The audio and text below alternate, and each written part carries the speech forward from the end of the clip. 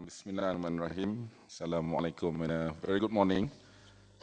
Saudari pengerusi majlis, ladies and gentlemen, Tan Sri, Dato, professors, ladies and gentlemen. First of all, thank you for inviting me. My name is Azman Mokhtar. I run Khazanah. I think the Malaysians among us will know. We are the investment arm of the government, as you well know. To our foreign friends, Khazanah actually means the same thing in about 12 languages, and I'm still picking up other languages. It means treasure, or in this case, national treasure in that regard. So it's quite a pretty heavy burden, as you can imagine. I think I always consider we have 26 million shareholders, all Malaysians. But actually it's more than that. I think there are those who are not born yet, and then even those who have left, I think, off and on, they will come and haunt me. But actually in a very positive way, because we carry both the heritage and the future in many respects in terms of carrying the treasure in that regard. But the thing with treasure is that it does come with several levers. And this is what I'd like to speak about today with respect to the innovation ecosystem. I shall not bore you, and on top of that, it's not my area of expertise really. With regard to the specificities about innovation, I'm sure the various speakers, and I was just leafing through those who have spoken to you earlier yesterday as well as today, about the broader definition of innovation beyond the usual, or rather the more textbook things around technology and so on. I think this is quite well known. My colleague, Yang Muhammad Dato Idris Jalla, I think yesterday, I understand, delivered the Prime Minister's address, as well as Dato Idris would have spoken about transformation as a form of innovation, as indeed it is. So I would not go too much into that. I think there's a lot of literature as well by many eminent people about the innovation ecosystem itself.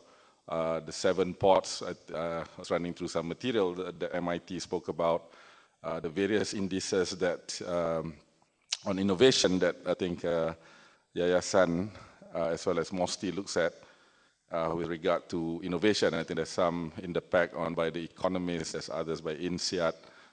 Malaysia ranks somewhere probably in the top third, but still, given where we are and contextualizing with respect to what our ambitions are, Dato Idris, in delivering the Prime Minister's address, I presume would have spoken about the new economic model as well as the ETP, economic transformation process, and the need to escape out of the middle income trap. So I won't go through all that because you have other speakers speaking about that. I think what I would like to try and contribute is really to talk more specifically about Khazanah's role with respect to the levers on the various innovation levers. So in terms of the innovation levers, I think the ones I'd like to concentrate more on is really on funding, a very obvious one given our role. Secondly, Khazanah, the investment style typically holds control stakes in large corporations. We have a mixture. There are some old stuff that basically came through from what were previously state-owned enterprises, and before that they were basically government departments in various strategic industries or essential services like utilities, like airlines, telecommunications, infrastructure, postal services, and so on. So that's one cluster of companies that we have. There's a second cluster that basically was acquired during the economic or financial crisis of 1998, whereby these are companies like today's main sponsor, UEM, for example, was basically during the 98 crisis, was taken in and restructured. They are builders of infrastructure, and they continue to be a major driver of, and has many touch points around the country. And then there are some newer sectors, for example, in healthcare, for example, in sustainable development, for example, in biotech and ICT that basically Khazanah over the last 5 years has been building presence in. So there's broadly 3 types of what has come to be known as government-linked companies. These are typically large companies with that wields quite a bit of power in that sense, in terms of both funding and the ability to offer reference sites and access to markets. So I'll speak a little bit about that. IP rights, intellectual property, and the culture around intellectual property is indeed another major area whereby an innovation ecosystem will need to demonstrate not just in form or in law, but indeed in practice about what can and has been done there. The culture aspects of an innovation ecosystem, perhaps this is best demonstrated by some stories which I will try and tell about how we can, or in some cases where we fail to do more in terms of enabling companies. Finally, in terms of clusters, I think there's a lot of work that's been written about. Indeed, clusters is a manifestation of the ecosystem that we want to build, which is multidisciplinary, touches many areas, both public, private, the third sector, and so on and so forth. And this cuts across various dimensions between state and markets, between really from different types of technologies and all its other adjacencies and so on. And finally, around the clusters, really, how do we link and integrate the various companies and those involved in the innovation ecosystem to be globally benchmarked in respect of, in our case, using the investment lever. So perhaps I've got about 10 examples here which I picked up from our various companies, and I think what I'll do is, because there's, in the spirit of a relatively organic ecosystem, I'm going to explain through perhaps storytelling form about some of the companies and these examples that you will touch about those 7 or so levers of in the innovation ecosystem that I think, and then I think I'd probably be more comfortable if we have a dialogue and an exchange, perhaps using those 10 examples that I picked up. The first one is really, in the case of biotech and life sciences. As you know, the last few years, the government has put in a lot on biotech and life sciences. To be honest, as an investor, I was pretty scared and nervous entering into this area because, as you know, in the US alone, the R&D budget on something like to look at drugs in terms of for cancer and other common major illnesses is about $40 billion a year, I'm told. So how do you compete to make sure that you participate in a way that works in this particular area? Now, in 2007, the National Innovation Council had commissioned a report, and actually we had the honor and privilege of working with the then MOSTI Minister, Dato to be part of that study to come up with the report.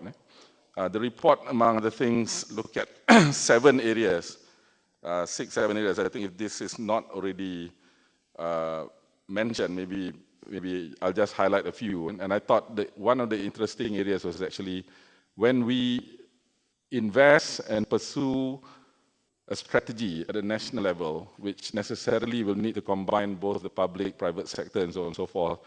It must be based on being market-driven innovation to actively still support a technology-driven innovation. I think what I recall, we used to say, you start on the right-hand side of the page first.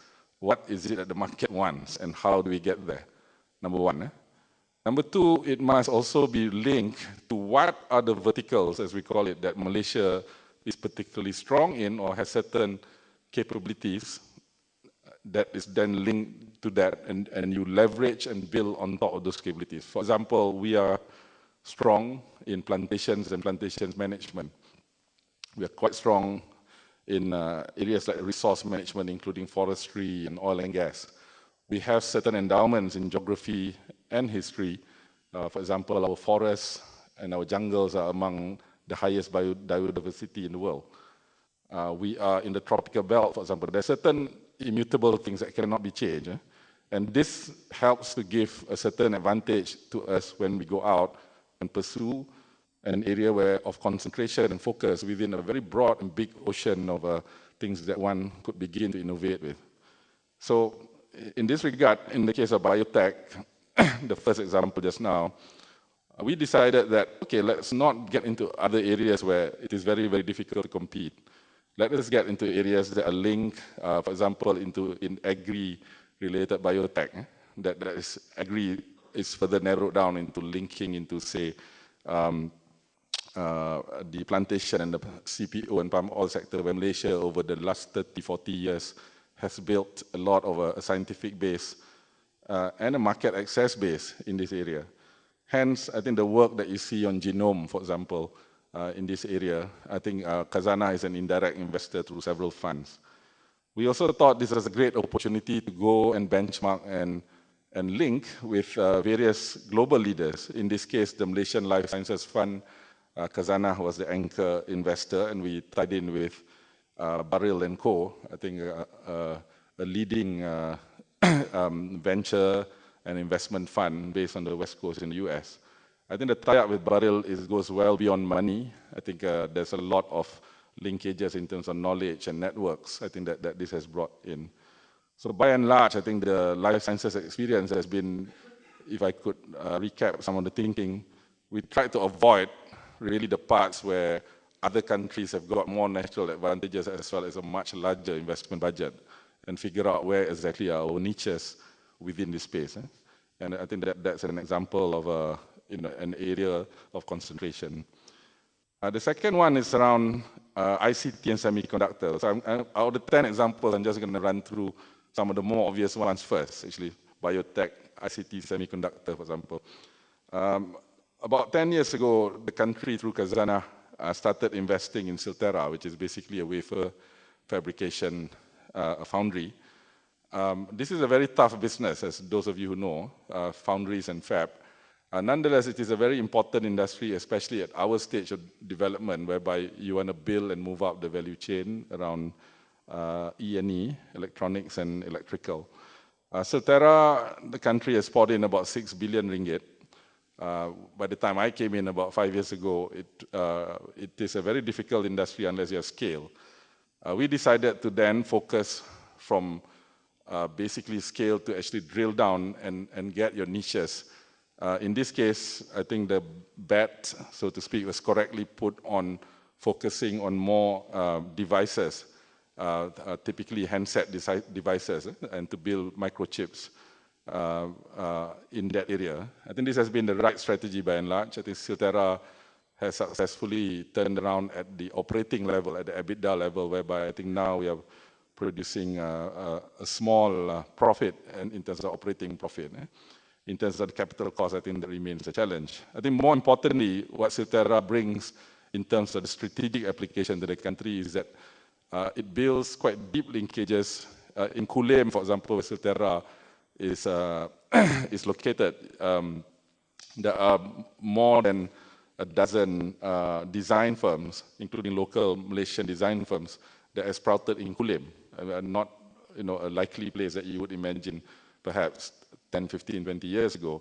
Infineon has chosen a site to build, spending several $7 billion next to Silterra. I think it helps to build the ecosystem.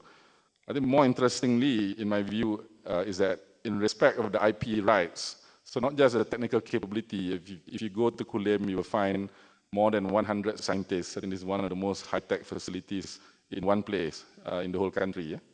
But Silterra basically works with USM, which is nearby in Penang. As we know, I saw Tan Sri Zul was among the speakers yesterday. And then in Europe, in the Catholic University of Leuven with IMEC, which is basically the European Union's electronics center, we also found that the Europeans, for example, like to deal with Silterra. I think there are IP issues in China, for example. We have strong linkages into North Asia, including Taiwan and China, and they like to use the networks and the people and the business linkages through Silterra in order to get and be in touch with end clients in North Asia. So I think we've, in essence, carved out a role for something like Silterra to be a bit of a hub